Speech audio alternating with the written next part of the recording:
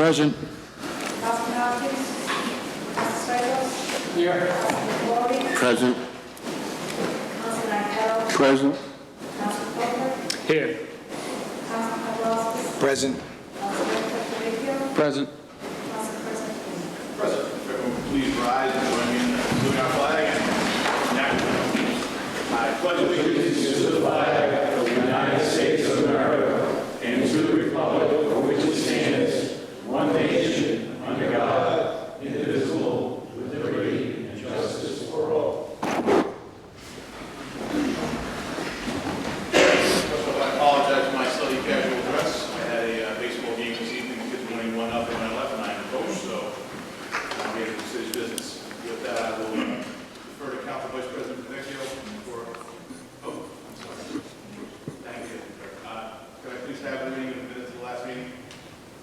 Motion to dispense with reading of the minutes of the last meeting. So moved. Second. That motion and second in discussion. Hearing none, clerk, please take the roll. Councilman Lanning. Yes. Councilman Stichels. Yes.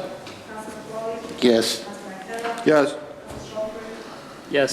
Councilman Paplaskas. Yes. Council President. Yes. Yes. Now I defer for a moment to Council Vice President Favecchio, also the Chair of the Rules Committee, to clear up some things. Thank you, Council President. Just a point of information. I'm not usually one to go on social media during the day or to look at the emails all day since I don't have time, but happened to I got a few phone calls about the rules. And a notation, I saw the letter from the ACLU, and in my haste to deliver a number of drafts, which the clerk wanted me to give her. I'm not very good at redlining or using some of the modern technology. So one of the, I think one of the words was left out of that sentence that the ACLU was concerned about. In no way, shape, or form have we ever attempted to stop the recording of these hearings. As you know, Cox Cable is here all the time, and they replay the meetings 3 or 4 times in the month. So that wasn't our intent.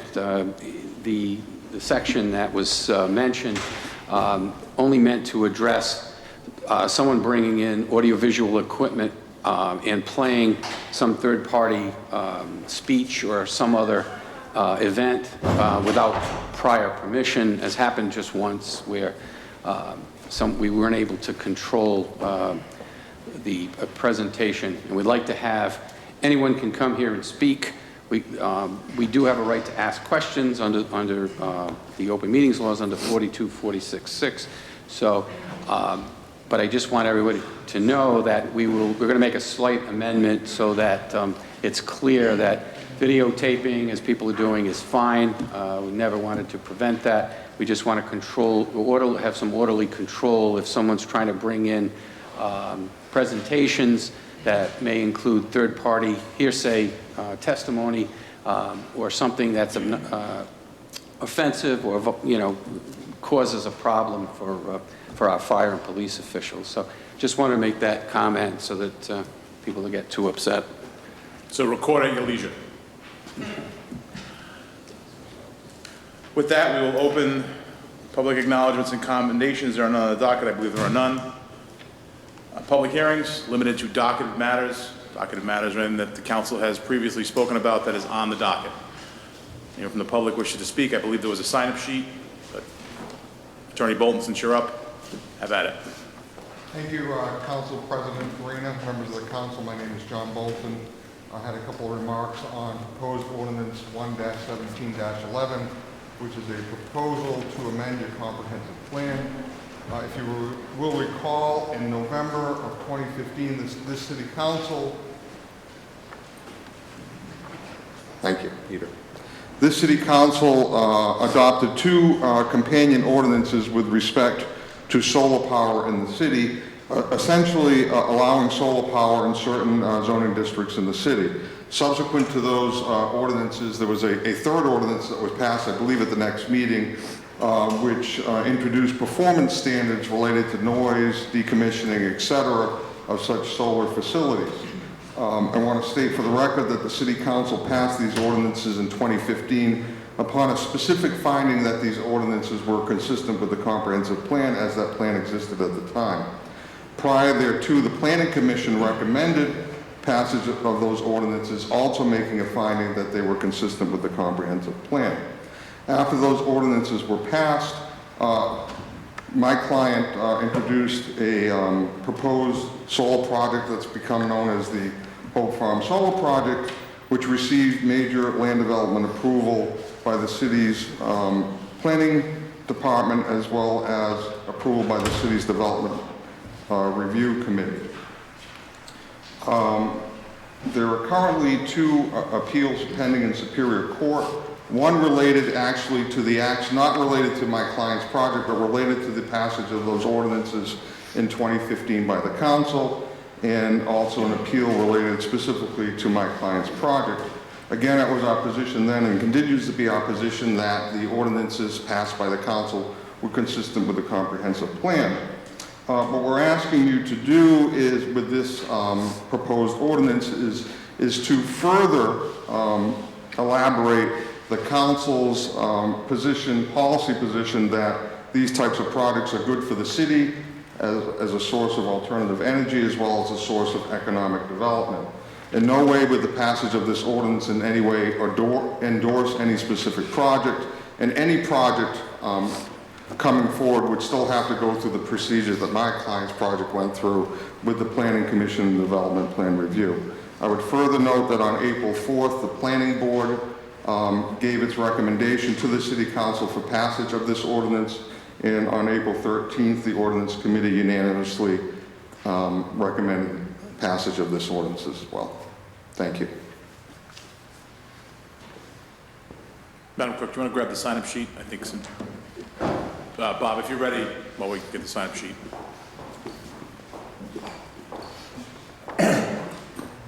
Good evening, Mr. Council President, members of the City Council. Robert Murray, 21 Garden City Drive in Cranston. I'm here tonight on 2 docketed items, both very briefly. First, under resolutions, your next matter of business, I filed an abandonment petition for a portion of Old Park Avenue, which is at the corner of Dyer Avenue and Park Avenue. I asked the council to at least pass tonight's resolution so this matter may be heard by the Public Works Committee in May, and we'll provide further detail at that time. The second matter I rise to speak on is Ordinance 3-17-03. I'm sorry, strike that. Yes, 3-1703, which is listed under your Finance Committee portion of the agenda. We had a public hearing, the committee had a hearing 3 weeks ago on this ordinance. I spoke that evening. This is an ordinance that in part codifies what's now in state regulations and state law with respect to how municipalities shall tax for tangible tax purposes the equipment that's utilized in solar array farms. The bulk of the ordinance follows the state regulations published by the Governor's Office of Energy Resources. A second component of that ordinance is also speaks to how the city will treat the real estate aspect for taxation purposes for solar farms. I'd be happy to answer any questions when you get to it on the agenda. I believe a number of members of the council were there that evening, but at this point, we'd urge passage of Ordinance 3-1703 and stand ready to answer any additional questions. Thank you. Thank you, Attorney Murray. Now we're on the list.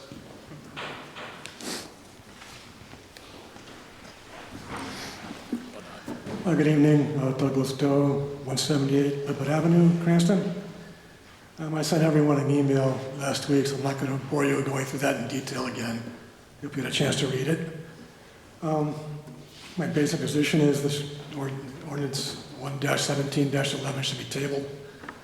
And you should take this time to step back and take a look at the first 3 projects, how they've been approved, what issues have come up, what needs to be improved, what needs to be changed, the benefits, the negatives, and see if what you thought was going to happen has actually happened before you go any further. I think it's a very conservative position. It certainly isn't radical. Just stop and take a look. One question that came up in the ordinance committee meeting, Councilman Colford asked the planning director about buffers, specifically for Lippert Ave. And the planning director said, yes, the site plan review committee had considered the idea and determined they weren't needed. But he didn't go any farther. Well, I was at the meeting. I'm the one who raised the issue, which is probably no surprise. And I asked about it because I wanted them to put a 25-foot buffer there along the conservation land. It's an 1,800-foot buffer, 1,800-foot boundary. And it's allowed by city ordinance, perfectly legal. They could have done it. And the planning director said, no, it wasn't necessary because there's a 50-foot buffer there now. I was like, a little surprised. I said, well, where'd that come from? Because it doesn't exist. Well, the planning director looked at the map on his computer, and saw the aerial view, and calculated it that way. Well, I've been out there with my tape measure. And the buffer between the stone wall and the actual hayfields is maybe 0 to 25 feet. It varies between 15 to 20 feet, roughly, for on average. Most of that's garbage, vegetation, bittersweet vines, multiflora rosa, all this invasive junk that's got to be removed eventually. So, when I went to the planning commission for their preliminary plan review, I asked folks to go out there and do a site plan review, site visit, just to see for yourself. Don't take my word for it, go and see what it's like. This is, after all, city conservation land. And this policy is being put forth as a conservation policy. So what actually is the impact on our actual conservation land? Well, the planning department doesn't believe in doing organized site visits, though there are many other planning commissions in the state that do that. So I'm just very frustrated because, as far as I know, no one from this administration has gone out there and done a simple site visit. I mean, how hard is it to drive out to Burlingame Road and walk across a hayfield and actually look at it for yourselves? This is our land, and they're proposing this huge 60-acre clear cut right up against the stone wall, and no one in this administration has any interest in going out there and actually seeing what they're doing.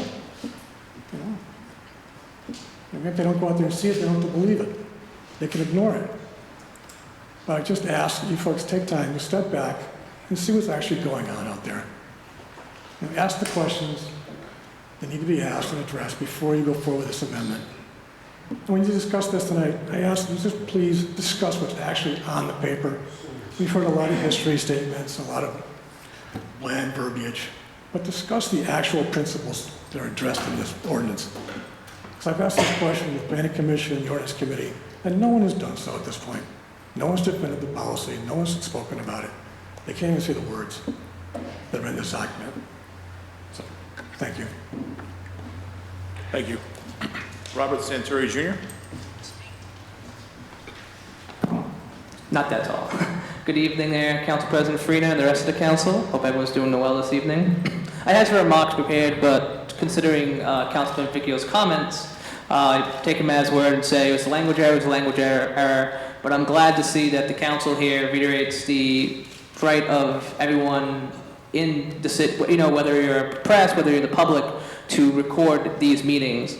Although, I think that we should encourage transparency on all levels, not just federal and state. I think one thing, though, I think it's worth mentioning, since this is now brouhaha in a sorts and people are here, is that not everyone can always stay until 11 o'clock for some of these meetings, as, they go pretty long sometimes. And I think that it's great that they're online on Vimeo. I don't think everyone's aware of that, but they're online on Vimeo. And I think that something that kind of got brought to my attention with this is, and I realize this, is that the committee meetings aren't really filmed either. And I know there might be a cost-effectiveness thing sort of going on here.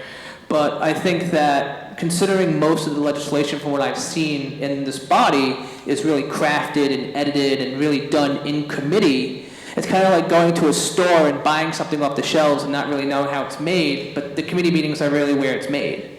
So maybe the council, I know you guys are going through the budget process right now, maybe it's something to consider, cost effectiveness, maybe it's something we'll do for free, recording the committee meetings so that way they can be online as well for the general public to see, especially since not everyone can always make it to these meetings, particularly, seniors or people with disabilities, even if they have the time. I just also want to say, too, that I think that with this whole rules change and weather helps have you. I hope the language that passed tonight reiterates everyone's right to film these things. I think, to be honest with you, most people aren't coming here trying to film it anyway, so it's not a very big deal. But I think for those who can, I think that the public service, since we should want more people to come in here, so a lot of nights it's not just myself and Mr. Feather here, and just try to have more people come to these chambers and be really aware of what's going on in their community. So thank you all for your time, and thank you. Thank you, Mr. Santori. Suzanne Arena.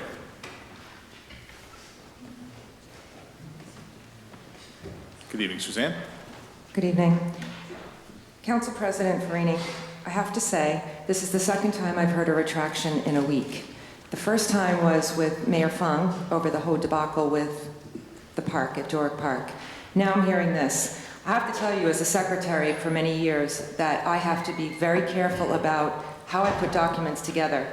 So I would ask you to have caution when you put documents together that you intentionally or not intentionally put things in there, because we look at these things and I make plans to have dinner with my family. Instead, now I have to run up here and say, oh my God, they're doing it again.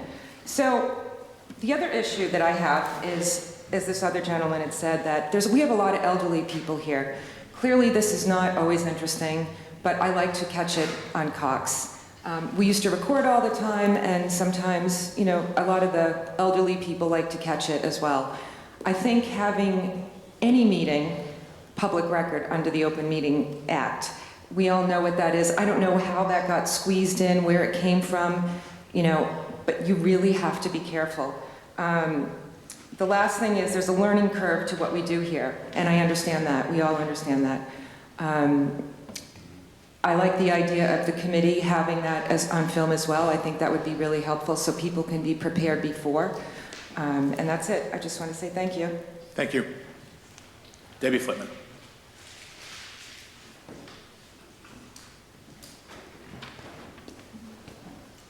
Hi, I'm Debbie Flitman. I live on Lindsay Lane in Alpine Estates, and I'm here also to talk about the new council rules that were proposed and the documents that were listed online. With all due respect, I just want to tell everybody here at the City Council that I treat each of you as if you are a friend or a business associate or a relative. I choose to trust everyone before they give me reason not to trust them. So with that said, I want you to know that I find it very difficult to believe that you didn't mean what you said in the printed document. It's not like it was a typo. It's not like it was a run-on sentence. I find it hard to figure out where all of that other rhetoric was going to be in that paragraph. And I say that based on the fact that the last couple of meetings I was at here, Councilman Farina, you said clearly these meetings are not to be taped, videoed, or audio, or anything. And then at the next meeting, I asked a friend to come, a reporter with Rhode Island Future to come, and to tape the meeting. And then again, you said, it's the rules. No taping, no video, no audio, and that you were challenged because of the Open Meetings Act. You need to adhere to that. So I want to thank you, on the other hand, for coming forth, but I feel like you came forth with a retraction and because you knew people were coming. And I'll remind you again, we're watching and we're listening and we're showing up. Thank you. Point of information. This happened in the January meeting, which Ms. Flitman was referring to. The gentleman who's sitting there was recording. It was actually my first meeting as council president. There was a new rule passed that was stated, no recording. We enforced it. The gentleman said, you have to record. I leaned over. I talked to my attorneys. They all told me, you can't do that. It's a violation of open meetings law. I allowed him to record. We moved on with the meeting. After that happened, we realized that we could not stop anyone from recording. It was an oversight as we were looking at the rules because we were trying to control people bringing in large video and large format equipment into the council chambers. We understand people want to record. We reversed that in January, so record at your leisure, as I stated when the meeting started. But it was one meeting in January, it was the first meeting of this council. So, anyone else from the public wish to speak? I just want to make a point of personal privilege, Council President. Yeah, I also want to, I just want to say, this was not a retraction, and I really take exception to people criticizing because of the time that we spend. We've had, I don't know how many budget meetings in the midst of our committee meetings and this full council meeting. So yeah, it's sometimes we do make mistakes, but this was never the intention of that rule, I can tell you. And if you had called me, I would have, I would have been glad to tell you exactly what I intended. We've always allowed, we allowed from that first meeting anyone to record. We just want to make sure that we keep it orderly. That's all. But it was never my intention to not allow recordings. It was really geared simply to that one incident where we had someone come in, put up a video screen and start playing a movie or a speech or something with which we had no idea about, and we could not question the person who was in this presentation. So that's the long and short of it. Well, thank you. I should have remained standing if there were any questions or comments. I think that's regularly how meetings are held. You're supposed to ask, does anybody have any questions or comments for the speaker? But that's okay. With all due respect, maybe it was my fault in saying in the last two meetings I was at, I beg your pardon, it was the ordinance committee where this fellow was not here taping. And then again, it happened at the general meeting where we were to vote on it. That's the clarification. And I'll ask, does anybody else have any comments or questions for me before I sit down? We were all there, Debbie, and we all sat. No, it's fine. Thank you. Oh, Not yes. for you. Oh, thank you. Point of information, Mr. President. Yes, Councilman Marquardt. Just for the spectators in the audience, the Rules Committee doesn't reflect the entire council. It's a subcommittee of the council. So there are members who weren't members of the Rules Committee that passed the rules that are on the agenda tonight. I am a member of the Rules Committee, and I was the only one not to vote for the rules. I voted no, so I wanted to make that clear. Thank you. Any other comments from the public? Sorry, Councilman Landy, after this gentleman. John Patrick Donegan, Cranston, Rhode Island. Thank you, Council President and Council, for allowing me to speak. Like several other people, I was dismayed when I saw the rule on the docket for tonight, and I appreciate Councilman Arquette for voting against that in the committee. I think that the administration and the council has a serious issue of transparency, and I think Mr. Santuri brought it up with something like not videotaping the committee meetings where really things are made. And I think that harping off of the issue with Doric Park, we need more transparency and more openness in our municipal government. It's good to have more people involved. It's better for democracy. It functions better when you have a more informed public. And I think that, so I appreciate you amending the rules, but I think it speaks to the issues that the public have, that within 2 hours of this ACLU letter, so many people came out to the meeting tonight because there's a serious trust issue with the administration. Thank you. Thank you. As a further point of information, there is a stenographer at every meeting, so if at any time anyone wanted to request to pull the minutes, we can. But we do take under advisement that we should try to get people to record these meetings. We'll look at the cost and see if that's something we can work in since we're doing budgeting. Thank you. You have a point of information, Councilman Slikos? Yeah, I do. I believe in the, really the city clerk knows this better than I do, but while there is a stenographer at the meeting, the actual transcript of what happened at the meeting is not prepared unless someone pays for it. Is that accurate? That's correct. Okay. So with we don't have a stenographic record that's available to the public for free of our meetings. And the other point I'd just like to make is this gentleman here who's filming, he does that as a volunteer for free, and we all, I know it would be better if there were more taping, but we do owe him appreciation for doing that. Through the chair.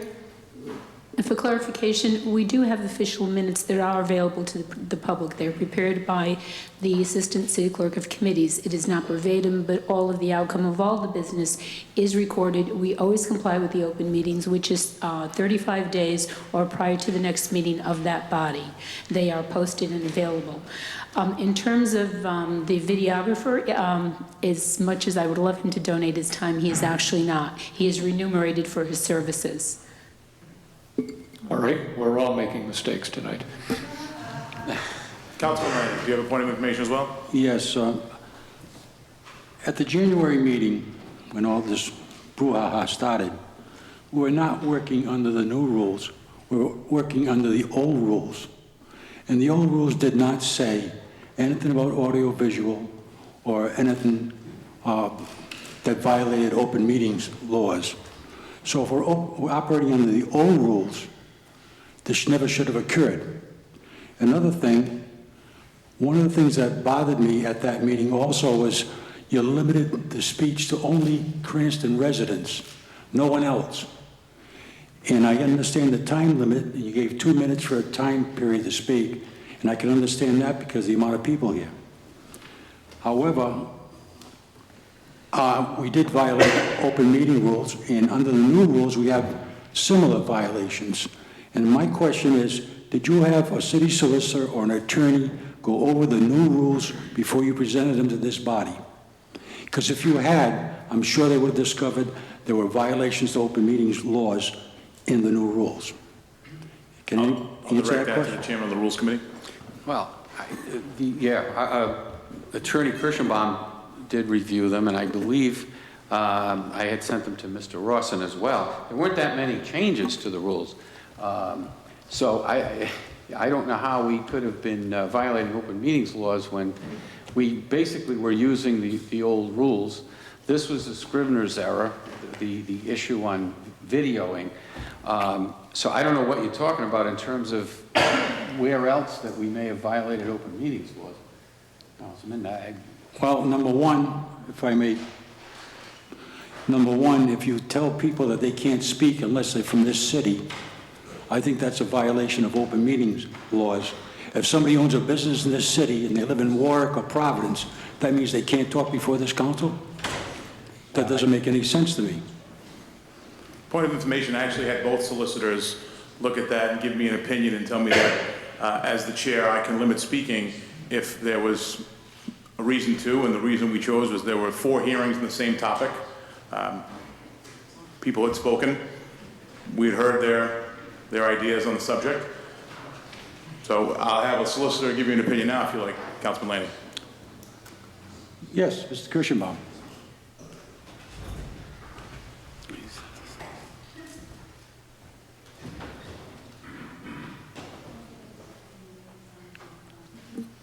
Good evening. Good evening. What's the particular question? There were a lot of different, I think the main question is, different ones there. can you limit speech before the city council to only Cranston residents? Is it a violation of open meeting laws if somebody lives in another city and owns property in the city and are not allowed to speak? Is that a violation of open meeting laws? Or does it need further research? I'm gonna have to look at that a little further myself. All right. I don't think I was at the January meeting. No, you weren't. I was ill that night, but I said I would need to research it further. All right. I look forward to your Okay. research. Yeah. Madam Clerk, can you expound on what you just told me so we can put this to bed? To the best of my knowledge, the open meetings laws does not require that a body allow the public to speak. The meetings are to be open to the public. We have been ahead of that curve in that we always do permit public speaking at our meetings. There is a bill pending in the General Assembly this session that would require public speaking at a body's meetings, and it would limit it to, I believe, 5 minutes. Thank you, Madam Clerk. So by not allowing anyone to speak, we didn't violate any open meetings laws. Thank you. Anyone from the public wish to speak on anything?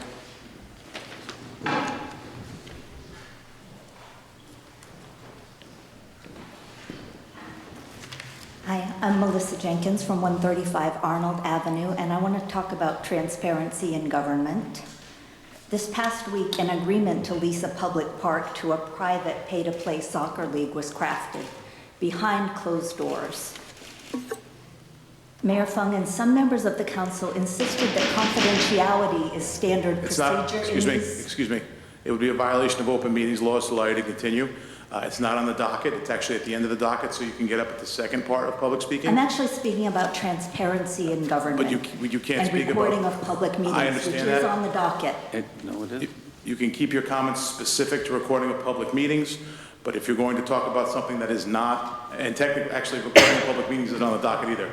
If The you only thing is listen the to what I rules. have to say, you'd understand the topic. But I can't, you have to get up during public comment, the second part of our meeting, and you can say whatever you like. Right now, it I'm has to be speaking limited. about the recording of public meetings. That is not on the docket. It is limited to docketed items, business that is before us. So if you're talking about the rules do not contain a section about recording of meetings. There was a mission that Councilman Favecchio mentioned this evening. If you're talking about that, keep your comments germane to that.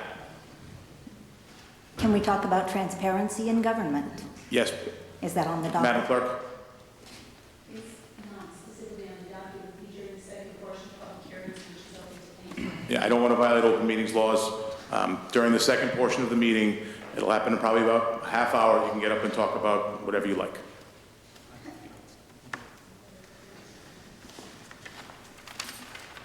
You obviously don't want to hear what I have to say. No, I And have frankly, I don't blame you. I have no problem hearing what you have to say, but we cannot violate open meetings laws. If you like, I'll have one of the lawyers go into it. Patty, can you talk about this, please?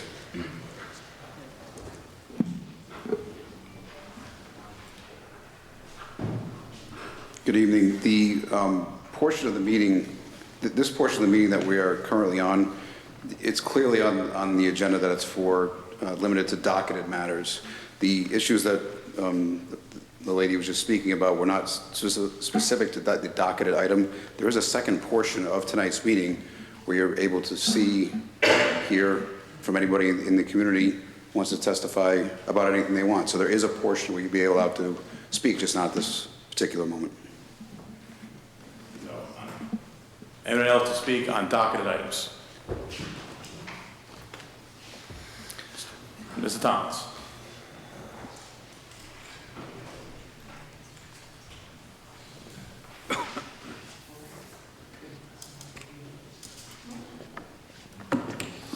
Richard Tomlins, 400 Farmington Avenue.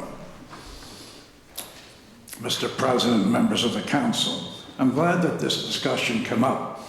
I don't know what the incubator was for the people that are here today, but just from my experience, I see twice you allowed somebody come back up to the podium and speak. When I spoke before, Mr. Stikos, even when they went at me pretty tough, didn't allow me to speak again. So if that's a change in the rules, I certainly appreciate that. And he's not the only one. I think if anybody in the audience was, and I was personally, if you recall, on the fire contract, I was personally... On docketed items. Pardon me? On docketed items. That So the was rules... that was part of it. That was supposed to be an open meeting. And the other part of that was, and I remember that very clearly, that was the night for the open meeting discussion of the fire contract. The fire contract was not allowed to be brought to the public during an open meeting. It was not discussed. That was the open meeting. You called for executive privilege went in the room, and then come out and voted 8-1 with no public discussion. The only no was Mr. Stikos. Mr. Tomlins, docketed items, please. Second half of the meeting, you can get up and talk about whatever we like. Anyone else talk about docketed matters? No. That portion of the meeting is now closed. Moving on to resolutions. We have a resolution before us. As I understand it, this resolution is for introduction and advertising. We don't have to take any action on the resolution. We would take action. Pass resolution? Okay, we passed the resolution so we can vote and it can move forward in the process. So from this resolution, I would need a motion to approve. So moved. Second. I have a motion to approve and a second. Again, this is to send the matter to Public Works. Councilman Arquette. Old Park Avenue, I believe this is part of Ward 3, if I'm not mistaken, so I don't know what the plan is. So I'm very hesitant to vote yes on this resolution because I've received no email or call on any plan to abandon that. So until I know what the purpose is, I will not be supporting this. Any other comments? Councilman Laney. Could Mr. Murray come up and explain to us exactly what part of Old Park Avenue you're referring to? Through the chair, last week I believe I circulated an email to the councilman to let you know this was coming. Perhaps Councilman Arquette didn't get it or he hadn't seen it. It's exam week at the college right now. It's No tough for me problem, no problem. This is the proposed Dollar General store that would be built at the corner of Park and Dyer Avenue, the site of the former gas station, Shell gas station. There's a sliver of, if you're at the corner of Park and Dyer, and you're going up Dyer Avenue towards like Riverbend Apartments, on the right-hand side there, you can't tell, but there's an old platted road called Old Park Avenue, and it's about a 7,800 square foot piece that we're asking you to abandon, and that we would add it to the piece, the main lot that you look at. So it's kind of deceiving, you can't see it, but it's a sliver of land there that would just give us a little more area for the store, and we've provided an appraisal and we pay compensation for it, but that's called Old Park Avenue. It kind of dies down into there's a gully into the woods there as you go up Dyer Avenue. I just have a question for Mr. Murray, if you don't mind. Sure. I mean, several councilmen have their hands up, but I'll allow it since you're one. Thank you for extending that privilege. But Bob, when you abandon a road, my understanding is, was the road, what, 40 feet wide roughly? Is that road? Just hypothetically. I didn't hear what you said. When you abandon a road, and hypothetically, if the road is 40 feet wide, wouldn't abutting neighbors have to divide that upon the abandonment? Well, in this instance, the city of Cranston owns Dyer Avenue, and they also own Old Park Avenue, and then we own the other side of it. So what we've proposed is abandoning the strip. We're not affecting Dyer Avenue or the right-of-way in any way. It's just that sliver of Old Park Avenue, which is basically a paper street, and it would be merged into... So your answer is no. The only entity that's going to get the abandonment would be that business. That's what you just said. That is correct. All right, You are correct in theory in an abandonment. People on both sides of the road pick up half. Right, but that's not going to imply In this case, here. that would not happen. See, I don't know how the neighbors feel, or if the neighbors know about this, so I can't support this at this time until I hold a neighborhood Through the meeting chair. there. If I may, for clarification purposes, the purpose of this resolution is so we can institute the proceedings to look at the application and the possibility of the abandonment. It is not to approve the abandonment. I understand. This requires to be advertised in the newspaper for 3 consecutive weeks in a large black ad. There is notice to the abutters that is also sent out. Okay, thank you. Councilman Paplaskas, then Councilman Point of Stichels. information through the chair to the city clerk. So this would go, if we vote on this tonight, this starts the proceedings to send it to Public Works. where we do more public It starts the hearings? advertising for Public Works hearing on May 11th. So we're not That's approving correct. it tonight? No, it's not not, May. because notice has to go out to all utilities. They have an opportunity, all departments review the petition and give input as to whether or not they feel the city should not abandon it, and the reasons for that. It goes to our engineering, it goes to our planning, it goes, throughout all the city departments. Thank you. Councilman Stichels. Yes, Bob, does this land abut the Pecasset River? The site, to the rear of the site, there is some jurisdictional wetlands that we're not impacting in any way. So the Pecasset River does run behind this and under Park Avenue, heading towards Park Avenue, the former Park Avenue cement block. But our property does not fall within the jurisdiction of DEM. There is a stream behind it, yes. Well, what about the abandonment property? I don't believe so. If your question was, is the stream part of Old Park Avenue that we're looking to abandon? I don't believe it is. And for the record, there is a Providence water line that goes through this. We've met with the Providence Water Supply Board, and with proper precautions, they'll notify the Public Works Department, but they don't have any objection per se to the abandonment. But does the piece of property that you're seeking an abandonment for, does that piece of property abut the Pecasset River? I don't believe so. I'll stand corrected, but based on my recollection and the plan that I provided you, I didn't bring it with me tonight, I don't believe it does. Councilman Lanning. I'm kind of familiar with the property. My father owned a garage right on Old Park Avenue, and I know exactly what you're talking about. But that strip where the general store is going to go, Pecasset River runs behind that. That's right. So you're buying on the other side of the Pecasset River, Old Park Avenue. Old Park Avenue used to go all the way down the end and go up that hill. Then it was abandoned years ago when they put the extension from Dyer Avenue through the Budlong Road.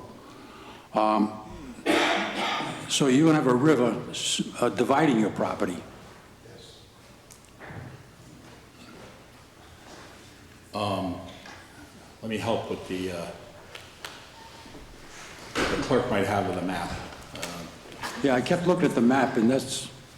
Let me just refresh my memory here.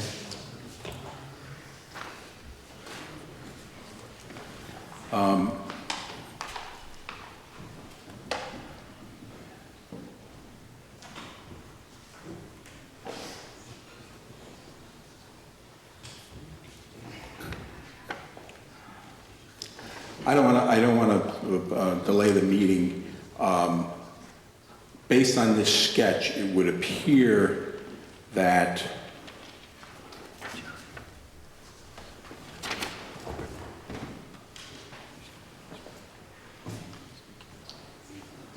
I've provided a meets and bounds description that it equates to approximately 700-800 square feet. I don't want to, the dotted lines on this plan refer to jurisdictional wetlands for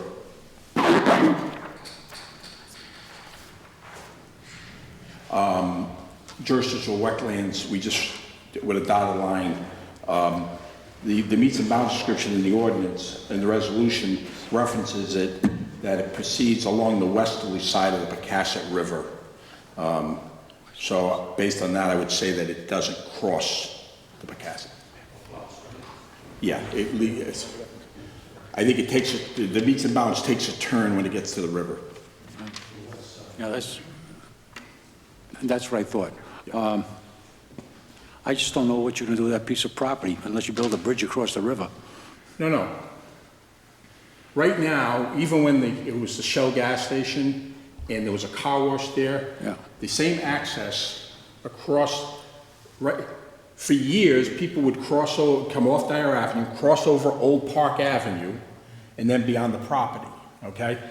Nothing's going to change in this proposal. All we're doing is taking that strip of land that right now is not on the tax roll, We're looking to acquire it, add it to our property.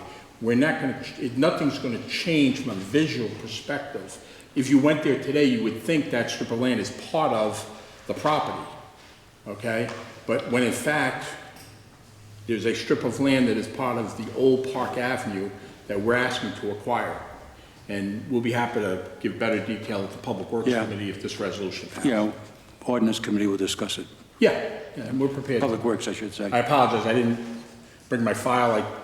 I should have just not even mentioned the item on the resolution tonight, but it was on the agenda, so I did. So, but we'll be prepared to answer all those questions. The engineers will be here, and we'll be able to give more specificity. Thank you, Attorney Murray. With that, I'm going to hold questions if anybody has any to the committee meetings, as you know, we've gotten some information to help us. So I have a motion and a second on the resolution. Any other comment? Any other? Clerk, please take the roll. Yes. Yes. No. Yes. No. Yes. Yes. Yes. Yes. Moving on to report of committee, Safety Services and Licensing Committee Chairman, Majority Leader Paplaskas. Thank you, Mr. Council President. Under the Safety Services and Licensing Committee agenda, we have one item. It was forwarded to the full council because of an issue at the first council meeting with a paperwork mix-up, so we sent it to the full council. It's an entertainment license petting zoo for Patuxent Baptist Church, 2157 Broad Street, and I believe that is going to be for Gatsby Day. Yes, the clerk had informed me that if we were going to approve that this evening, we'd have to approve it subject to state regulations or state approval, because there is a state approval that would have to come from, I believe, DEM. Okay. So we're looking for a motion subject to DEM approval? Madam Clerk? It's not DEM, it's, the petting zoos have to be approved by the state. Apparently, the state has the veterinary. Okay. And any petting zoo to the public needs to be approved by them. So we can approve it locally, subject to that approval from the state. I don't know that they've obtained it yet. I was unable to reach the animal control officer. So I'll move to approve this subject to the state's approval. I'll second it. I have a motion and a second. Any discussion? There being none, clerk, please take the roll. Yes. Yes. Yes. Yes. Yes. Yes. Yes. Yes. Yes. Moving on to the Finance Committee, Council Vice President Pavecchio, Chairman. Thank you, Mr. President. First, we have a resolution authorizing real estate tax abatements. This was unanimously approved in committee. I'll entertain a motion. Do I have a motion to approve real estate tax abatements? So moved. I have a motion. Do I have a second? Second. I have a motion and a second. On the discussion, there being none, clerk, please take the roll. Yes. Yes. Yes. Yes. Yes. Yes. Yes. Yes. Yes. Next, we have the resolution authorizing motor vehicle tax abatements. This also passed unanimously. Do you have a motion to approve the real estate tax abatements? Motion to approve. Second. That motion to approve motor vehicle tax abatements in a second. Any discussion? There being none, clerk, please take the roll. Yes. Yes. Yes. Yes. Yes. Yes. Yes. Yes. Next, we have the tax interest waiver approvals. This passed unanimously as well. Motion to approve. I have a motion to approve tax interest waivers. Do I have a second? Second. I have a motion and a second. No discussion. There being none, clerk, please take the roll. Yes. Yes. Yes. Yes. Yes. Yes. Yes. Yes. Next, we have the tax interest waiver denials. Motion to approve the denials. I have a motion to approve the denials. Do I have a second? Second. I have a motion and a second. Under discussion. There being none, clerk, please take the roll. Yes. Yes. Yes. Yes. Yes. Yes. Yes. Yes. Yes. Next, we have 03-17-03, ordinance and amendment of Title 3.16, Code of the City of Cranston, 2005, entitled Revenue and Finance, Commercial Renewable Energy Systems, Tangible and Real Estate Tax Values. This also passed. I'm not sure what the vote was, but this is before you. This is the financing of those systems. Motion to approve. I have a motion. Do I have a second? I have a motion and a second on discussion. Councilman Stichels. At the finance, what this does is it sets a $2 per kilowatt hour, $2 per kilowatt tax rate on solar facilities. And at the hearing, I asked where the $2 came from. And I got a very vague answer, and I asked for background information on where the $2 came from. And I was promised that information, but I have not received it, and I don't think any of the rest of us have received it. And so I think we should not vote for this because, frankly, we don't have the faintest idea what we're doing. We don't know if $2 is a good rate, if $4 would be a good rate. We don't know what anybody else charges. It's just a number out of the air that is slightly better than what the developer of the property apparently proposed, which was $1 per kilowatt.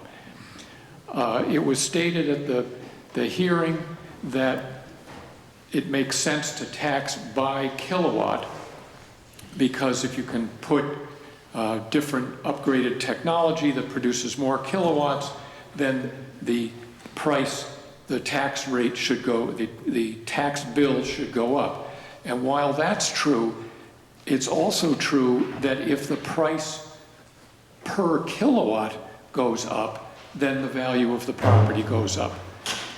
So it's not just how many kilowatts, but it's the price of the kilowatt. So my main point is we don't know if this is the proper tax rate, and we have no information that shows where the administration came up with the $2 rate. So I think we should not approve this today and insist on some factual information to support this $2. This is going to be a big industry in the city. It's going to be a lot of money, and our tax rate should be fair and well thought out. Councilman Favicchio. Thank you, Council President. Well, I'm going to ask Mr. Coop to weigh in on this, but as I recall, there were a number of $5 per kilowatt provisions as well with regard to different taxing situations. In other words, you also have the equipment, and you have some other areas where this is taxed. So I think Mr. Coop gave us a pretty good understanding of what this was all about at the committee, and we had some other speakers as well. But I'd like to ask through the chair to have Mr. Coop weigh in. Director Coop. Mr. President, I did speak about this at the Finance Committee. Our city tax assessor, Sal Scoccio, also spoke in detail, explaining how he came to the determination that an appropriate valuation on the property tax would come from an assessment that led to a $2 per kilowatt assessment. That's on top of $5 per kilowatt that will be taxed on the tangible property, which is the equipment. That $5 per kilowatt rate came from the State Office of Energy Resources that, pursuant to state law, set regulations proposing $5 per kilowatt for cities and towns. I believe Mr. Scoccio gave the most concrete answer he could. I'm sorry it didn't it didn't give the level of specificity that Councilman Stichels was looking for. But in reality, this is a brand new industry. And it's not like assessing the value of a restaurant, because we have a lot of good restaurants in Cranston. And he can look at the history of the restaurant and say, I believe this is what a restaurant of this size with this capacity is going to generate. So you need an objective standard. And by looking at what other cities and towns charge, by looking at what the projected revenue would be, and rather than having a year-to-year subjective number that the tax assessor would come up with, it was proposed to give both the developer and the city a source of stability and continuity of expectation and setting this per kilowatt hour assessment on the real property, following the structure that was put in state law. So this is not something that was pulled out of thin air. This follows state law and state regulation. And as always, the goal of the city is to collect a fair amount of taxes from its businesses, but set it at a rate that makes us competitive with our neighbors to encourage business to come to Cranston. And that's how we have had such great economic growth, by creating an environment that is attractive to business to come here, creating that environment for economic development. And that's exactly where this number came from. And as a follow-up to that, just one more follow-up to Mr. Coop. The other issue is the fact that there won't be any home development in that area, which is a loss usually of about $15,000 per house. So to avoid any development that would create a tremendous burden on the city, such as infrastructure, roads, police, fire, and I think more damage to the environment than solar panels. I think that was the other consideration that was discussed at that meeting. That was discussed at length by members of the council. What I can tell you is that the calculation was what is a fair estimate of the value of this property according to this use. The value of the property, commercial property, is established according to the use. This was a structure that was proposed by the state of Rhode Island. We followed that structure. We came up with a fair valuation system that would compensate the city and would also, again, attract more development, more economic development to the city. Thank you. Any other questions? Councilman Lanning. Yeah, Mr. Coop, when you did your calculations, did you come up with an estimated revenue amount that we would gain with this new structure per year? We did, excuse me, we did have some conversation about that at the Finance Committee meeting, and I know some of the math was thrown out there at a total of $7 per kilowatt. I'm leery to do this math myself. That's why we have a tax assessor. He does the math. But if I have it correctly, a 1 megawatt system would generate $7,000 per year. We were discussing at that time a 20 megawatt system, which I believe would generate $140,000 per year in taxes. I'm pretty confident in those numbers, but if they conflict with anything that was said at the Finance Committee, I would be happy to correct them when I hear from our tax assessor. Okay, thank you. You're welcome. Anyone else to speak? Councilman Arquette. Thank you, Council President. Just a couple of points I'd like to make. First point, as to reiterate what Councilman Stichels said, how did we derive at $2 a kilowatt? And the answer we received was, well, South Secocia came up with those numbers. A bill of this magnitude affecting this industry, why isn't the tax assessor here tonight for questions? I mean, a number of council members do have questions, so tax assessor should be here. Secondly, this is a new industry, solar power. However, they've been using solar power on the West Coast for decades, in California, Arizona, Nevada. I mean, with today's technology, computers, the internet, I'm sure we can get in touch with state agencies in those states and find out how they assess and tax solar power. So, I mean, the administration should be proactive on this. They should think out of the box, and they should have more information on this bill than we have in front of us now. Thank you. Councilman Stichels. 2 points in response to Mr. Coop.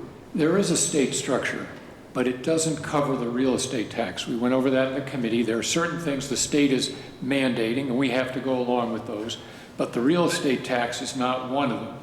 And so we want to make a fair real estate tax, and we have not been given we have not been given one specific example of how another community taxes this, whether the community is in Rhode Island or California or anywhere else.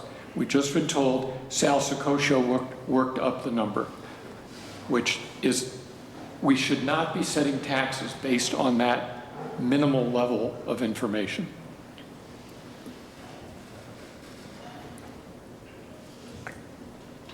Councilman Favicchio.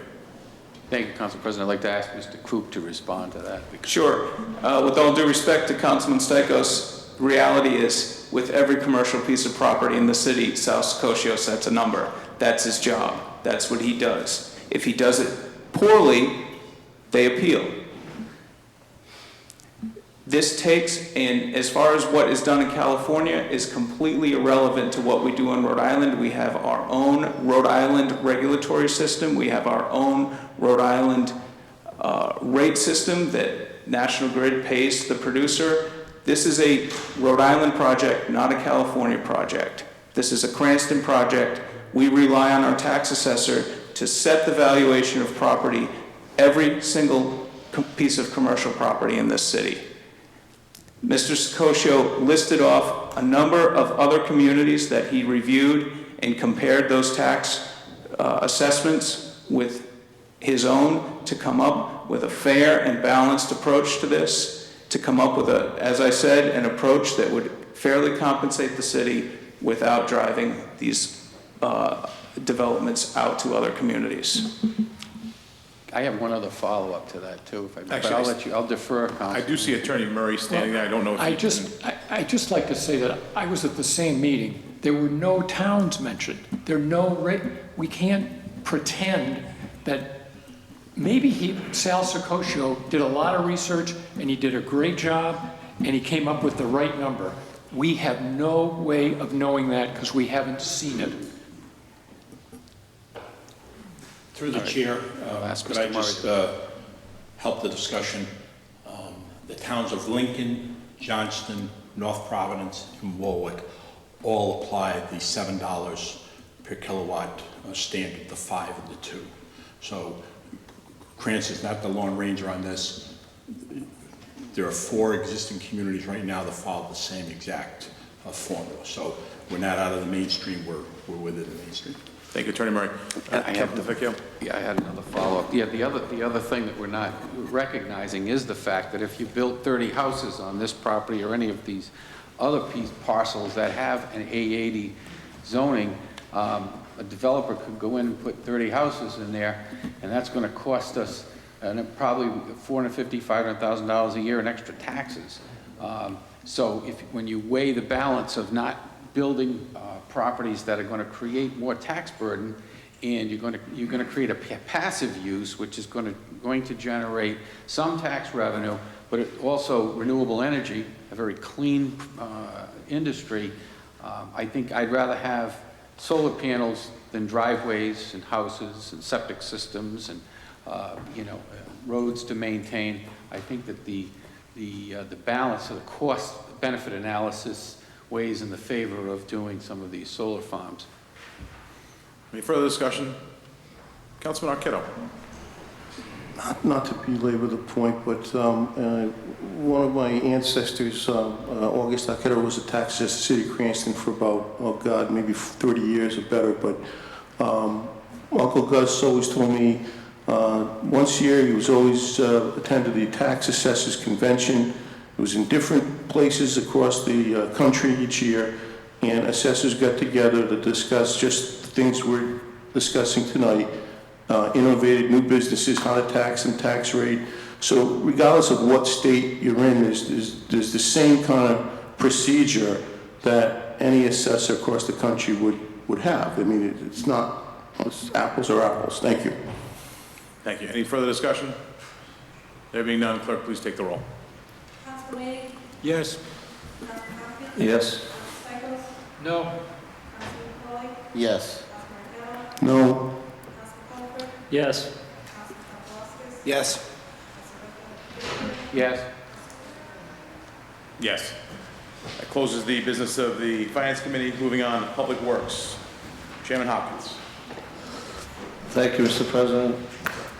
Before us, we have 31702, an ordinance and amendment of Title 9.08.063 of the Code of the City of Cranston, 2005, entitled Public Peace, Morals, and Welfare, Offenses Pertaining to Property Back of Sidewalk Program. This was sponsored by Councilman Stichels, and it has been approved in committee. Thank you, Council. Do I have a motion? Motion to approve. I have a motion. Do I have a second? I have a motion and a second. Any discussion? There being none, clerk, please take the roll. Yes. Yes. Yes. Yes. Yes. Yes. Yes. Yes. Yes. Moving on to the Ordinance Committee, Council Majority Leader Paplaskas. Thank you, Mr. Council President. Under the Ordinance Committee, first item up for business is 1-1711, ordinance amending the comprehensive plan of 2010 as amended 2012, sponsored by Council President Farina. Motion to approve. I have a motion to approve. Do I have a second? I have a second. Under discussion? Councilman Stichels. Yes, I have a question for Mr. Bolton.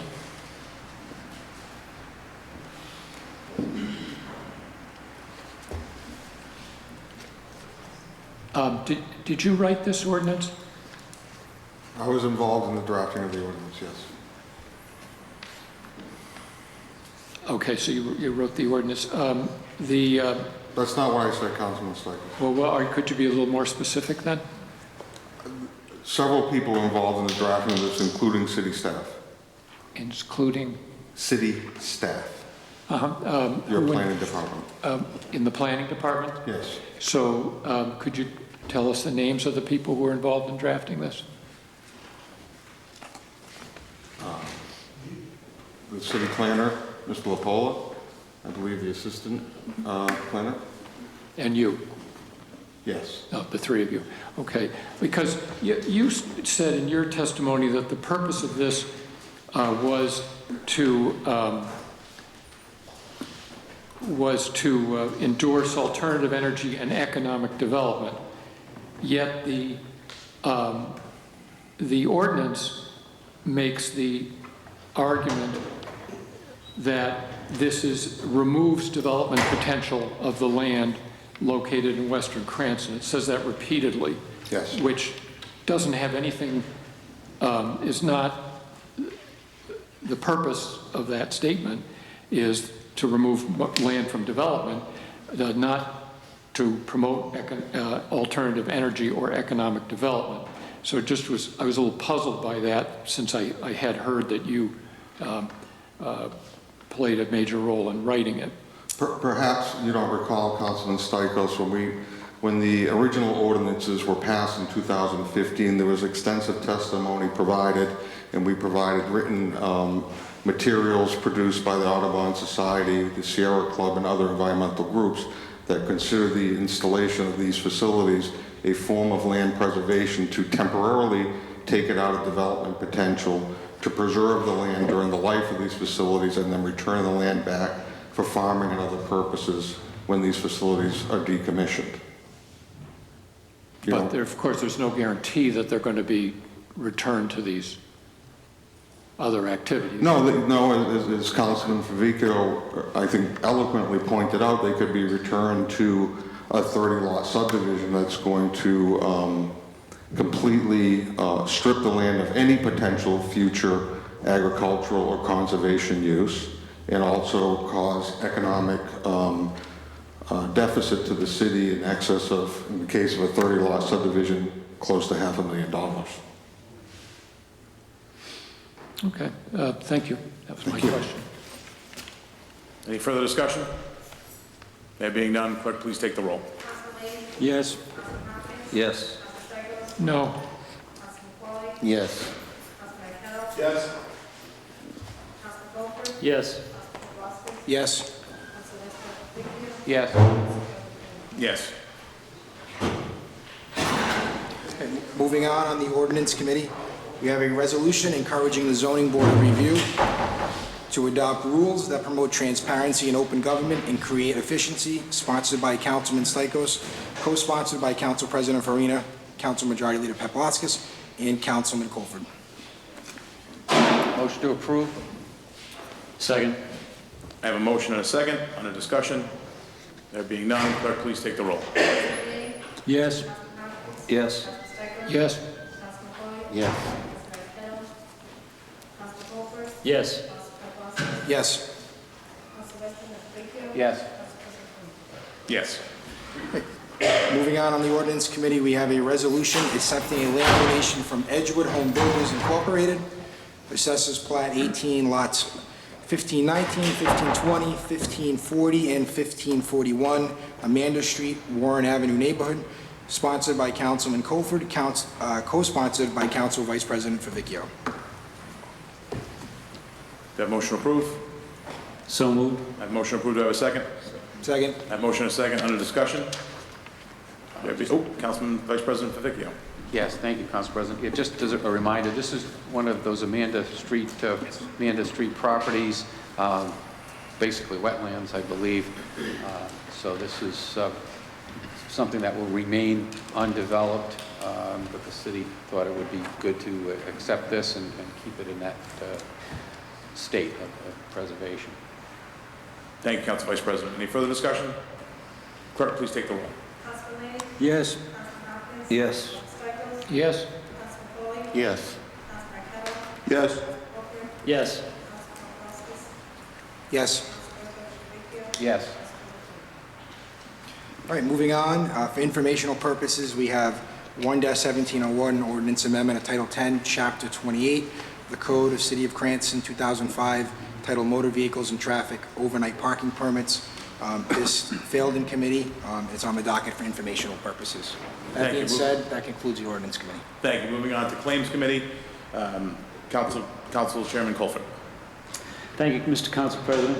I'd like to report out to the council that the list of settled claims here listed in our docket tonight is for informational purposes. Clerk, we take the roll, please? I entertain a motion that these be passed. No? Point of information. Do we take a vote on? No. There's no vote needed on I this. apologize for that. Okay, thank you. Thank you, Councilman Colford. Rules Committee. Council Vice President Favicchio, Chairman. Thank you, Council President. Well, as we discussed, there'll be at least one amendment to the rules, but the majority of the changes from the rules that we've been under for the 6 years that I've been on the council, the only the real changes were basically a couple of house cleaning items, making some of the language gender neutral. That was one of the things that I wanted to do. So the new rules will say chairperson rather than chairman or chairwoman. And the rule that created a stir, which was basically to address the one issue regarding the bringing audiovisual equipment in and taking over a meeting, basically. So I would, I'd be glad to entertain any amendments on that particular rule. The other rules basically are basically tidying up some of the rules that we had. Doesn't really, I don't think there's any major changes. So I would entertain whatever motions may come out. Sure. Majority Leader Paplaskas. Thank you, Mr. Council President. So obviously, in Rule 41, we want to definitely make some changes, just because our intention is to never not allow anybody to record. So there's a couple of things I think we should strike. I don't know how, if you want to take them one at a time, or you want me to make multiple changes and amendments. What's easier for the clerk? On line 480? Whichever. Whatever is easier? Whichever Okay. the council So- prefers, we can manage. So I think on line 481, when it says audio-visual, I think we should put audio-visual presentation equipment or other device. I think the word presentation is very important to have in there. And then it says, so pagers, audio-visual presentation equipment or other device without express approval by the presiding council member. And I also like to add a sentence where it says, under no circumstances would recording be prohibited unless it's a fire code violation. Or is that, I mean, Just for if we block clarification, the aisles, that's where my did- only concern. Just for clarification, where did you want to insert the word presentation? That wasn't- Presentation would be between, after visual, audio-visual presentation equipment. Okay? We get that? Just for clarity, at the end, you want to, at the end of that paragraph, you want to state? Yeah, under no such circumstances shall we deny any recording. Unless of it's a fire meetings. code violation. Of meetings, you know, it doesn't even matter about the fire, I mean. Okay. Common sense. Fine. That would be 487? 487, Line correct. That's Clerk, you have the amendment? Any discussion on the amendment? Councilman McCauley.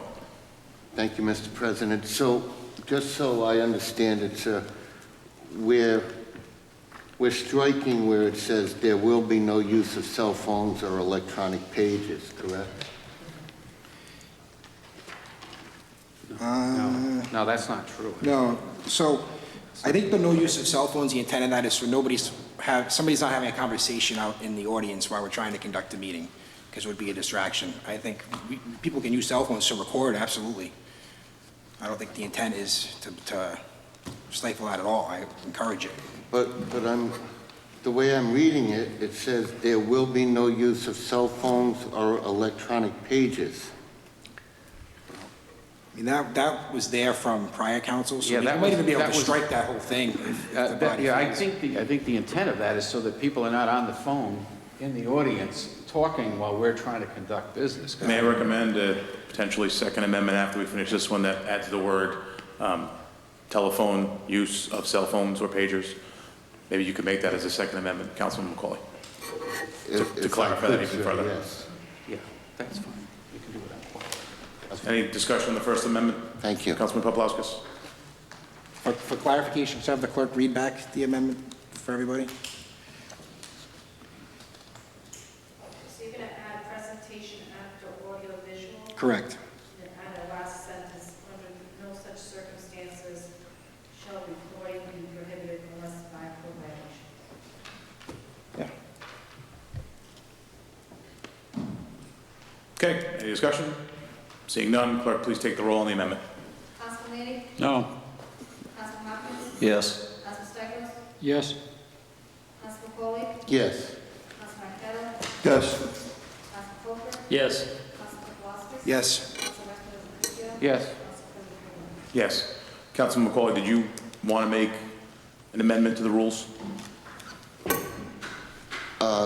Thank you, Mr. President. If I could, just the way it's reading to me, sir, and I've been missing something, but on 480, where it says there will be no use of cell phones or electronic pages, I'd like that reworded so that it doesn't give the impression that we're not allowing cell phone usage to record. May I make a recommendation? Yes, sir. Maybe after the word pagers, add the comment, in a manner that is audible to others.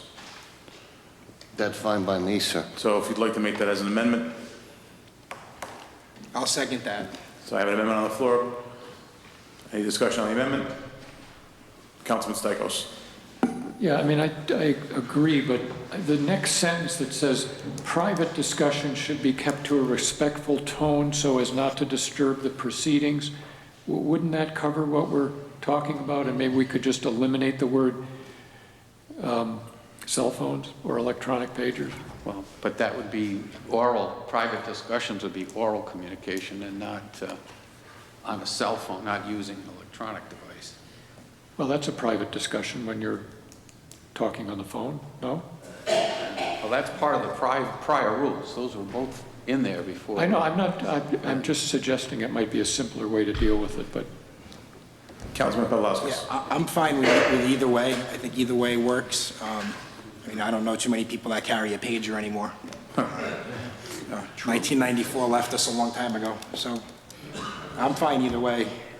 And we have a motion to amend it on the floor. So if there's no counter amendment, we have a second, so I guess we'll just go with that. So I have a motion and a second. There being no more discussion. Clerk, you want to read back the amendment just so everyone knows what they're voting on? Not for electronic papers in a manner that is audible to others. Thank you. Clerk, please take the roll.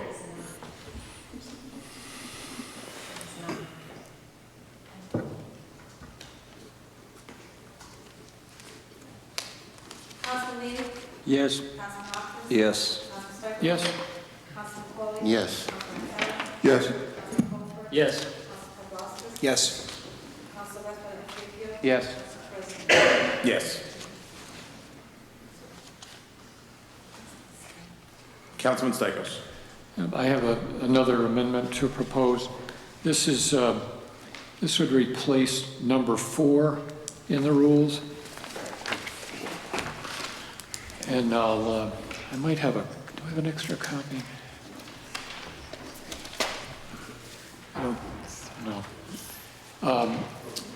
It would strike the number 4 and it would replace it with this, the following sentences.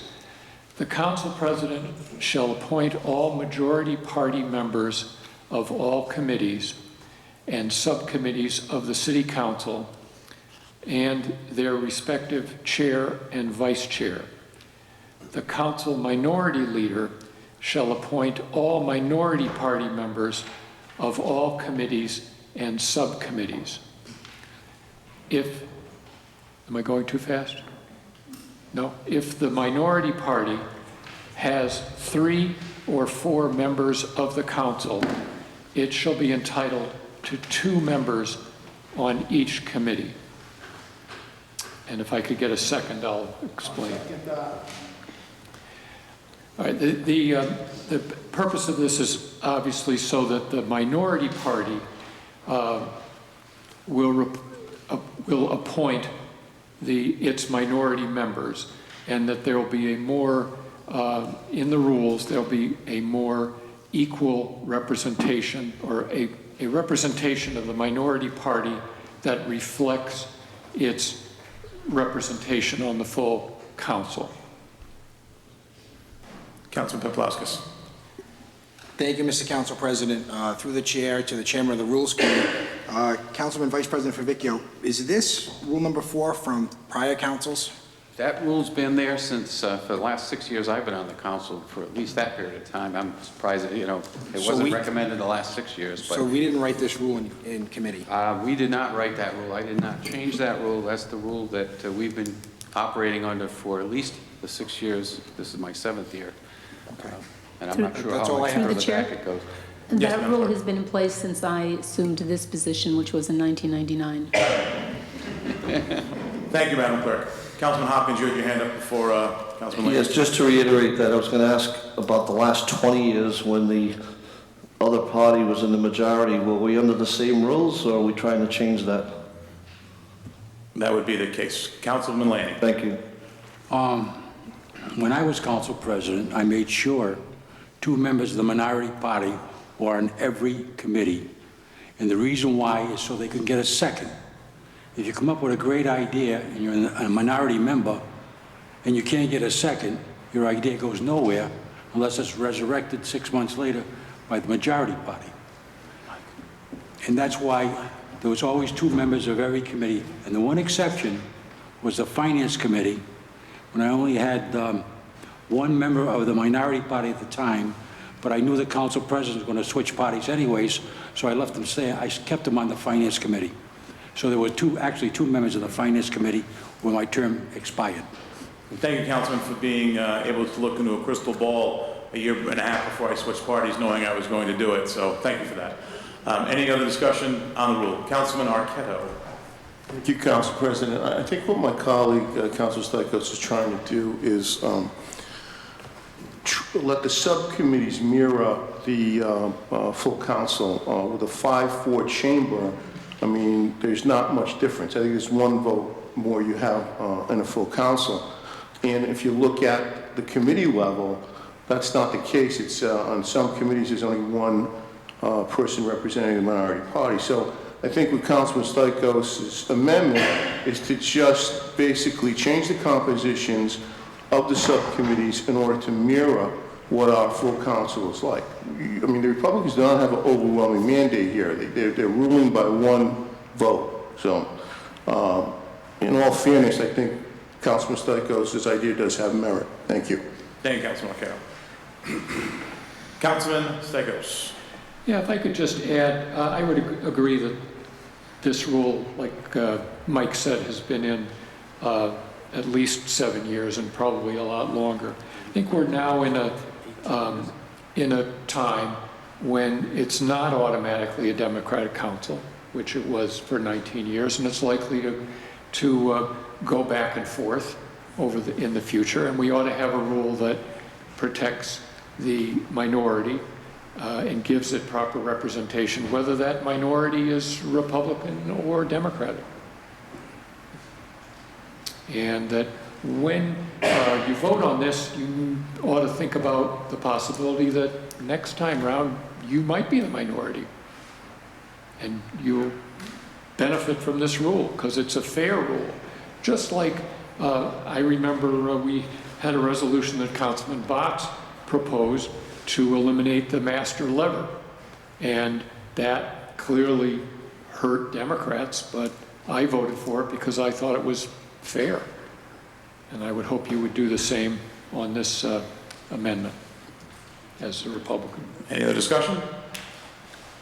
There being none, clerk, please take the roll. Yes. No. Yes. Yes. Yes. No. No. No. No. Motion fails. Any further amendments to the rules? There being none, I'll take a motion on the rules as amended. So second. I have a motion to approve the rules as amended in a second. Clerk, please take the roll. No. Yes. No. No. No. Yes. Yes. Yes. Yes. That closes the Rules Committee. We are open to public hearings. This is the time of the meeting where you can get up and say anything you like. You can sing us a song, do a dance. If you have anything you'd like to speak about, we are welcome. It is your time.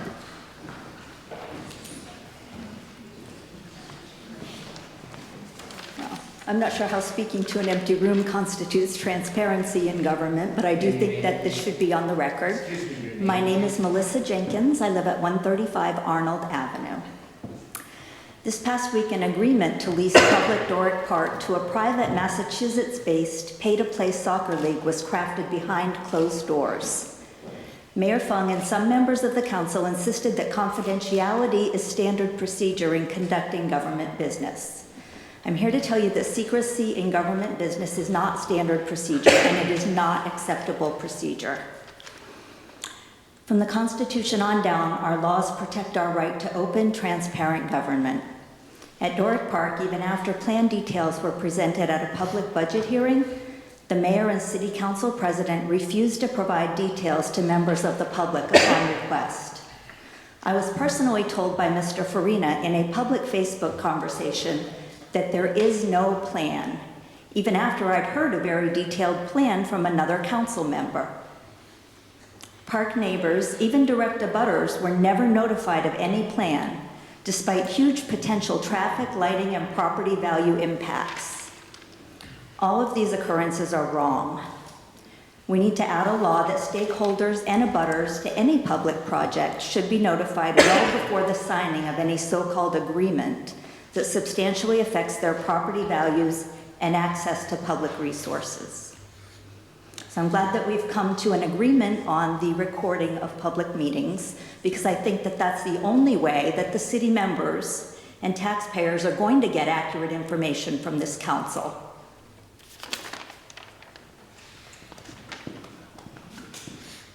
Anyone else to speak? On anything they like. Laser. Debbie Flitman, Alpine Estates in Cranston.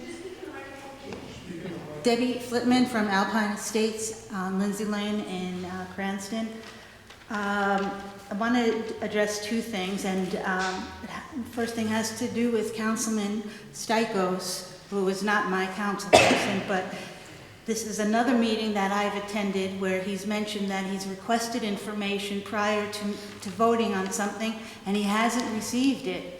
And then somebody else comes up and just fills in the blanks, and he doesn't have something substantial to look at before he comes to his place here at City Hall. And I find that appalling because it happened more than once. To my recollection, it happened tonight again, twice.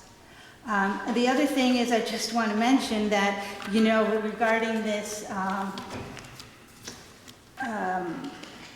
use of taping things in the rules, earlier it was mentioned that it was just a mistake, but we had meant blah, blah, blah. And I just want to say for the record that a lot of conversation happened here tonight over item number 41. So again, I feel like you're hiding something from us because you came out and said, well, we discussed this, but then it was translated wrong on, this is what I understood, that it somehow translated wrong onto the paper, but there was a lot of discussion about it, which leads me to believe you meant what was written. And thank you for your time. Oh, does anybody have any questions before I sit? Thank you. Good evening. My name is Tom Odrick, 11 Hall Place, Cranston, Rhode Island. I hadn't intended to, I didn't come with an issue tonight, but I was just taken. Sitting in the meeting before the meeting started, I was talking to another gentleman about our distress about polarization and the inability to have conversations and to respect each other and to have the ability to work with each other and not have this lack of trust. And I recall the panhandling bill, and I can agree that panhandling is an issue about public safety, and I would have been more than happy to engage the city of Cranston about, instead of just an ordinance, what do we really do to protect public safety as well as the people who need to panhandle. But the easy way, the polarized way, was to just pass an ordinance and make it a law. When Mr. Stikos presented the idea about balancing the committees, I was very hopeful that there was an opportunity for people to put polarization aside and to act as adults and to start bringing people together. You're still in the majority. You're not going to lose that vote. But it is a symbol of wanting to work together. The other thing that was distressing about that vote was the smiling and the snickering. That distressed me the most. You represent us. You are supposed to be the best. We elected you. And you can make those decisions. But be mature about it. and work towards bringing us together. I don't know whether you notice it, but there's a lot of eyes on you at this moment, and there will continue to be. And the only way that we can bring that together is if people act responsibly. And I don't see that happening with that kind of opportunity that's there. Just because it was 20 years ago means nothing. We're in the 21st century. Let's get it together, folks. And let's start moving this city and ourselves together. Thank you.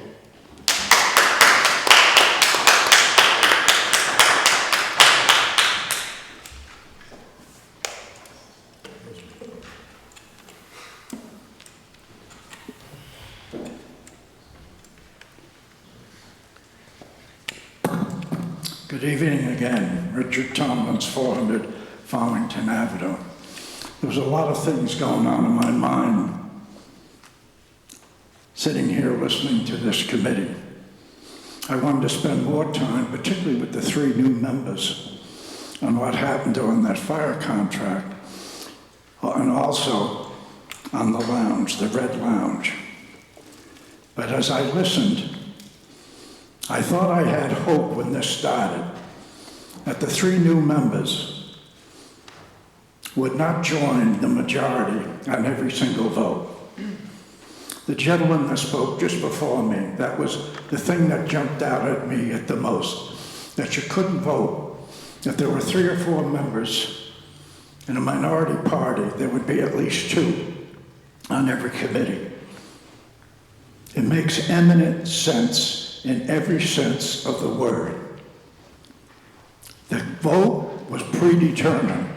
I'm a great watcher of people. I look at every vote and I see the body language, and I could see what was already in their minds.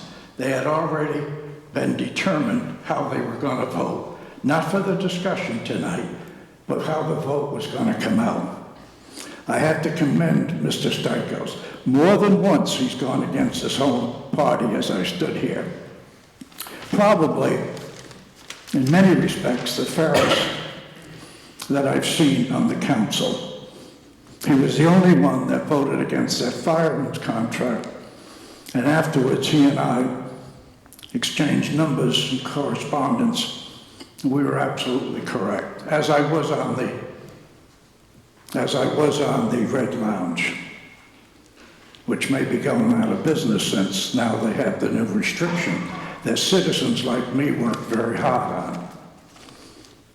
I guess what I'm trying to say is, spring hopes eternal, but not what I've seen tonight. Extremely disappointed that men who are supposed to be intelligent, that men who swore their allegiance to the citizens of this city would sit here and on a thing that's as democratic as you could possibly come up with, you voted it down. That tells me we're not going to see a lot of insight into this budget. You know, a budget is just what it is. Whether I'm the presenter or anybody else is, it's presented for me. It's up to the ones who receive it, the presentees, to do their job. And if this is any indication of what you're going to do, it's a sad night. And I don't know if I even want to hear any more about it, or even attend any more meetings, because as I see it, it's all in the bag. And here we're faced with a tax increase, we're faced with other things in that budget, and I know as I stand here, there is no reason that we have to raise taxes if you did your job. But if you just take the bidding from the office down the hall, then it's all over. It's a shame. It's a shame for you, it's a shame for you, and it's a shame for you. I'm looking at you also. I expected more. I'm sorry to say I'm receiving less.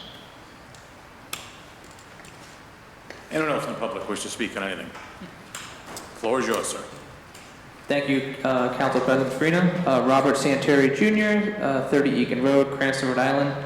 Just two things I want to talk about real quick. One is, because we talked about a lot about minutes tonight a little bit, is there, just a constructive way, is there any way we can possibly get the unofficial minutes online for some of the committee meetings before an entire month goes by?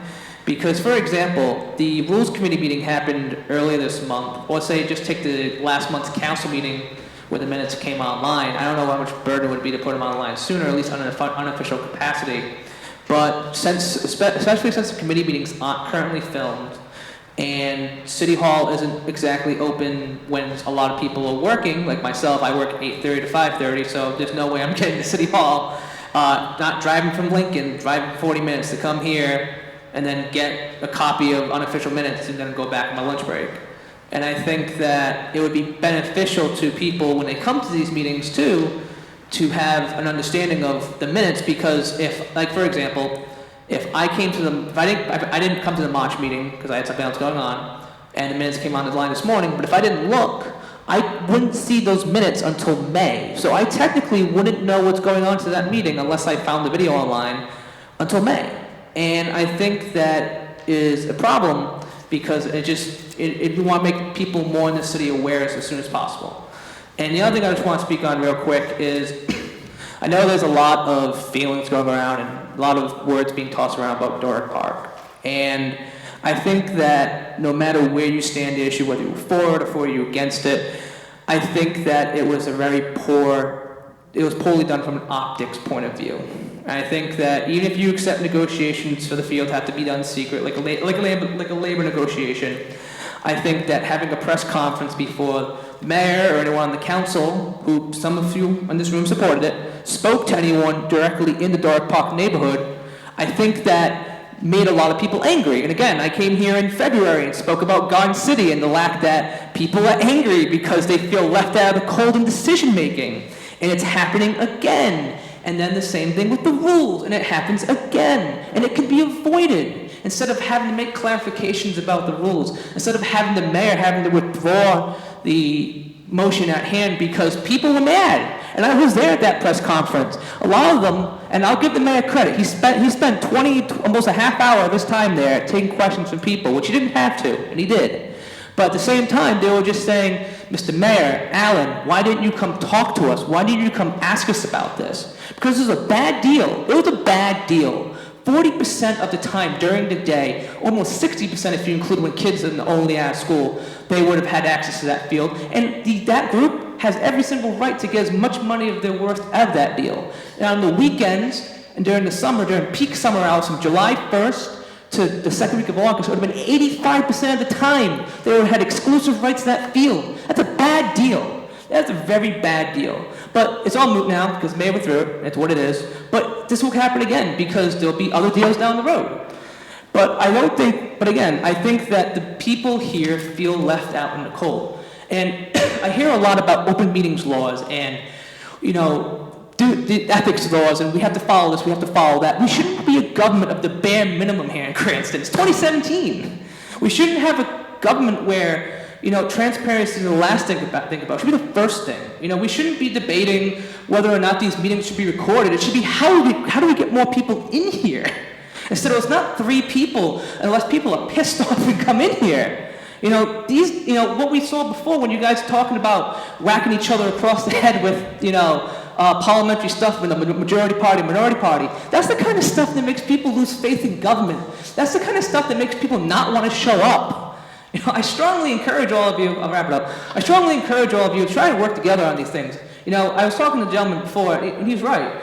90% of the time, you guys agree on everything. It's the 10% that you got to figure out somewhere in the middle.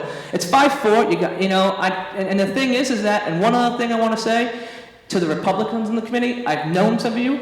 I take you at your word, and I strongly suggest that you try to not look like a rubber stamp for the mayor, because I think that's going to cause you a lot of optics issues as well. So thank you for your time this evening, and thank you for listening to my rant. Thank you very much. Thank you, Mr. Santori. Anyone else to speak? Anything? Tom Okolevich, 14 Stream Drive, Cranston, Rhode Island. I'm sorry, I didn't hear a word you just said. Tom. Name and address slowly, please. Tom Okolevich, 14 Stream Drive, Cranston, Rhode Island. Lifelong resident of the city of Cranston, born and raised there. Mom and dad still live down in Edgewood. Sir, you need to slow down, I can't hear what you're saying. Lifelong, Is that funny? Doing a job here. No, because he talks like Cranston. lifelong resident of the city of Cranston. Mom and dad still live here. They live down in Edgewood. A lot of you council people, mayor, staff, people know me, lifelong resident here.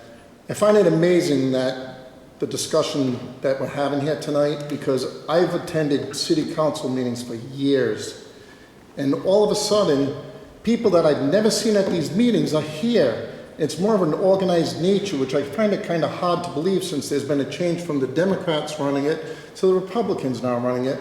And everybody's up here saying that, you know, we all got to get along. All the other years when the Democrats were in power, I would come to these meetings and you didn't have a bunch of people coming up here saying the Republicans did this, the Republicans did that, or it's, really?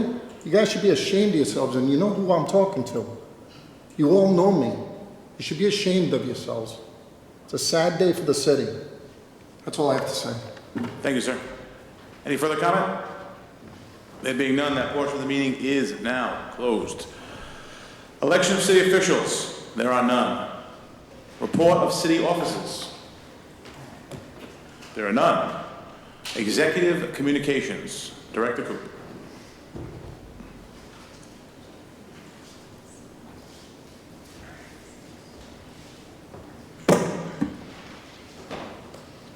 Thank you, Mr. President. Report on hiring special counsel, consultants, et cetera, was distributed earlier today. I have a request from Deputy Fire Chief Kenneth Rouleau to be continued in service for 1 year. I have documentation evidencing his fitness to remain in service and request that he be continued in service for a year. Motion to approve. I have a motion approved. Do I have a second? Second. Any discussion? There being none, clerk, please take the roll. Council Laney? Yes. Council Hopkins? Yes. Council Stichels? Yes. Yes. Yes. Yes. Yes. Yes. Yes. Mr. President, I also have a request from Deputy Fire Chief Stephen McIntosh to be continued in service for 1 year, and also have documentation of his fitness to remain on duty. Motion approved. Second. I have a motion and a second. No discussion. There being none, clerk, please take the roll. Council Laney? Yes. Council Hopkins? Yes. Council Stichels? Yes. Council Floyd? Yes. Council McKenna? Yes. Yes. Yes. Yes. Yes. And Mr. President, while I'm making executive communications, I will report that there is no report as requested under council member communications for any change on the proposed personnel rule to award points to job applicants who speak a foreign language. Still in process. Nothing additional report at this time. Thank you, Director Cooper. Council President Communications. So, a lot of people made a lot of comments on social media about the Dork Park situation. A lot of people made comments tonight about the Dork Park situation. I can't speak to the mayor and his having a press conference, but had the issue not been pulled, I can say for the record that it would have been vetted through the council. It would have gone before the ordinance committee meeting. If it had passed, it would have gone before the general council meeting. The public would have had their opportunities to speak at hearings and talk about it. If need be, we could have had another hearing if we couldn't get to it all. And, you know, we're elected to be objective. We're elected to think about things and hear testimony. We're not elected to come up with opinions, because that's not what we're here for. We're elected to think about things, look at things, and I can tell you it probably wouldn't have passed committee based on the comments I've had with several members of this council. So I'm glad he pulled it. Hopefully, if we decide to do something like that in the future, we'll involve the community more, but the mayor will have to think about those things as he moves forward. As for the issue of transparency and rules, you know, we made minor changes and tweaks to the rules that have been in place since 1999 to basically modernize them and bring them more in line with current technologies, more in line with some commentary that was in there. our goal is not to wholesale change the rules now that we have power, because we very well could have changed the rules to make it that no one gets to speak. We could have changed the rules to make it that no Democrats get to talk ever. But we didn't. We didn't stifle discussion. We left the rules open to defer to Robert's rules, which always allow for discussion. It always allows for discussion and decorum and working together. That is the goal of this council. And for anyone to sit here and say otherwise, just not the case.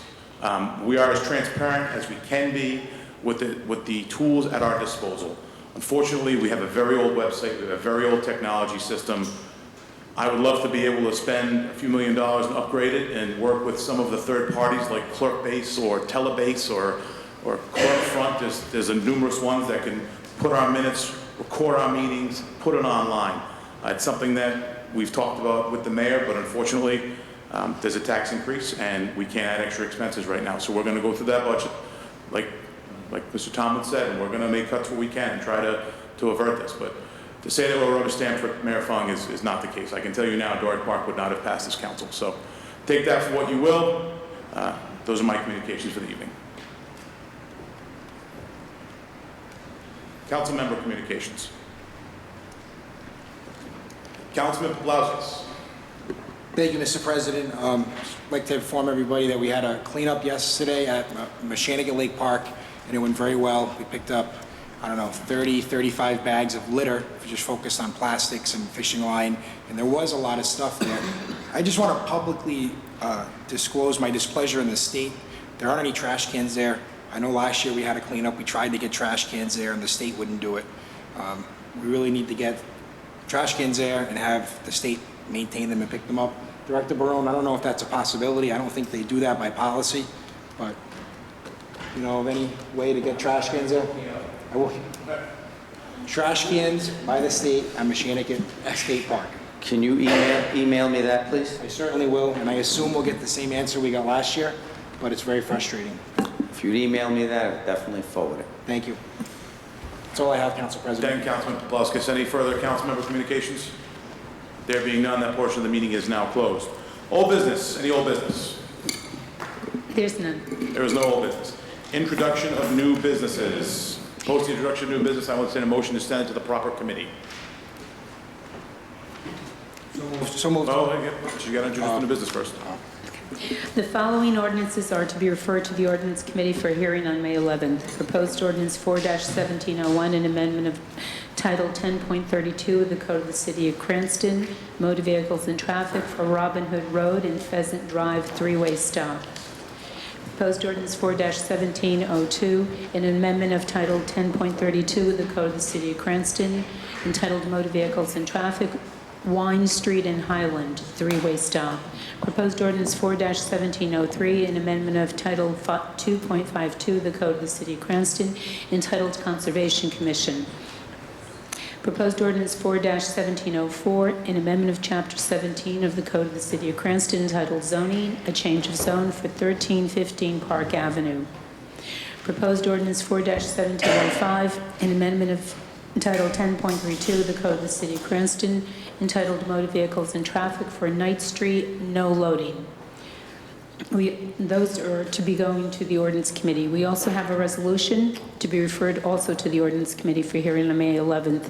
It's in support of House Bill 5345 and Senate Bill 0187 relating to criminal offenses, weapons, and urging passage by the General Assembly. We also have a resolution support for Cranston West Auditorium. This is going to be referred to the Finance Committee for hearing on May 11th. We have the following claims to be referred to the Claims Committee for hearing on May 1st. These are all property damage claims. I'm going to state the name of the claimant and the date of the alleged incident. Rebecca Boyle, April 11th, 2017. Donna Cotter, February 11th, 2017. Howard and Tia Cherry, March 14th, 2017. Pasquale Di Gregorio, January 7th or 8th, 2017. Maria Dua, March 14th, 2017. Mark Fayella, March 14th, 2017. Ken and Eileen Foucault, December 30th, 2016.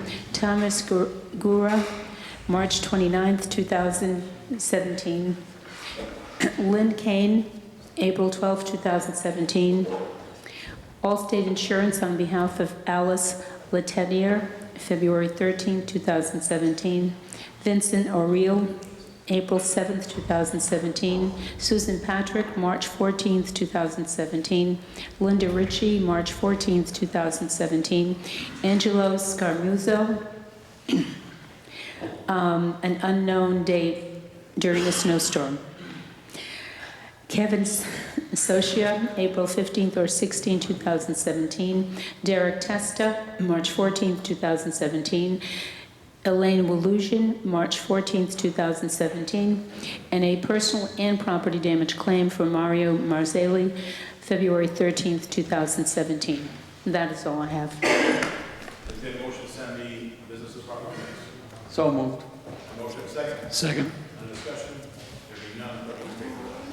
Council Lanning? Yes. Council Hopkins? Yes. Stichels? Yes. Council Foley? Yes. Yes. Yes. Yes. Yes. Yes. Miscellaneous business in the clerk. Excuse me, miscellaneous business in the clerk's desk. We have Resolution 2016-45 asking the administration for a feasibility study for the purpose of rehabilitating the Oak Hill Terrace play area, creating a children's playground. Thank you, Madam Clerk. As all business comes before City Council tonight, there being no discussion. Council President? Yes, Council. Do we have a report on that, or is that, why is that under miscellaneous? The code requires that it be listed for a follow-up for the mayor's response. It was an affirmative response, I believe, initially, and it's down for an update. Okay, so will that be continued to next month's calendar, or can we continue that to next month's calendar? Because I'd like to see that progress. All right, we'll continue it. Should we, Madam Clerk, should we send it back to committee to have a little discussion and update on it? Whatever the council prefers. Okay, we'll get an update at the next council meeting. We'll leave that there. There being no business coming before this council, the city council's next regular monthly meeting will be held on Monday, May 22nd, 2017. I will entertain a motion to adjourn. So moved. Second, all in favor? Aye. We are adjourned.